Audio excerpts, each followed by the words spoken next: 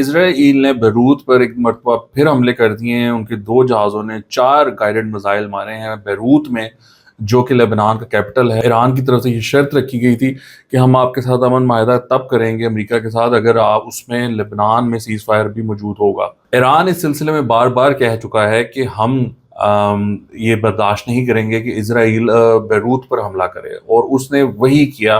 آج یہ بات چل رہی تھی کہ ایران اور امریکہ کے درمیان ایک معاہدہ سائن ہوگا، ادھر وہ ڈیجیٹلی ہو یا ان پرسن ہو، اور آج کے دن ہی اسرائیل نے بیروت پر حملہ کر دیا. کمال ہے، وہ بالکل سیبوتاژ کرنے کی کوشش کر رہا ہے اور یہ بتانے کی کوشش کر رہا ہے کہ بھائی ہم تو کریں گے حملہ بیروت پہ اور لبنان پہ، ہم جو ایڈوانسمنٹس کر رہے ہیں وہ تو ہم جاری رکھیں گے، تم لوگوں کا معاہدہ ہوتا ہے یا نہیں ہوتا ہے وی ڈونٹ کیئر. اب اس میں ظاہری بات ہے پھر ایرانینز کا ریاکشن آیا ہے. جو غلیباف صاحب ہیں ان کے اسپیکر ہیں، انہوں نے یہ کہا ہے کہ اس سے ظاہر ہوتا ہے کہ امریکہ نہ تو کوئی کمٹمنٹ کر سکتا ہے اور نہ ہی اس کو نبھانے کی صلاحیت رکھتا ہے، اور انہوں نے جو اسرائیل ہے اس کو بھی کنڈیم کیا ہے اس معاملے میں. اب یہ کتنا ڈینٹ ڈالے گا اور اس سے کیا ایفیکٹ ہوگا یہ تو ابھی کچھ گھنٹوں میں معلوم ہوگا. اور جو ان کی فورس ہے ایران کی، انہوں نے یہ کہا ہے کہ ہم اس کا بدلہ ضرور لیں گے، اس کا جواب ضرور دیا جائے گا. تو اب آپ سوچیں کہ ادھر سے اسرائیل پہ میزائلز اڑ رہے ہوں گے اور ادھر سے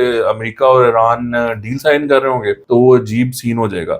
تو یہ سچویشن ہے، اتنی وولٹائل سچویشن ہے کہ یہ ختم ہونے کا نام ہی نہیں لے رہی. اب یہ لگ رہا تھا کہ یہ معاملات ختم ہو گئے ہیں، آج سنڈے کا دن ہے، آج یہ اگریمنٹ سائن ہو جائے گا. Prime minister of Pakistan Shehbaz Sharif بھی اس کا اناؤنس کر چکے تھے کہ یہ والا معاملہ ہوگا، لیکن اب آپ یہ صورتحال دیکھ لیں کہ ایک نئی صورتحال اس میں سے نکل کر سامنے آ گئی ہے.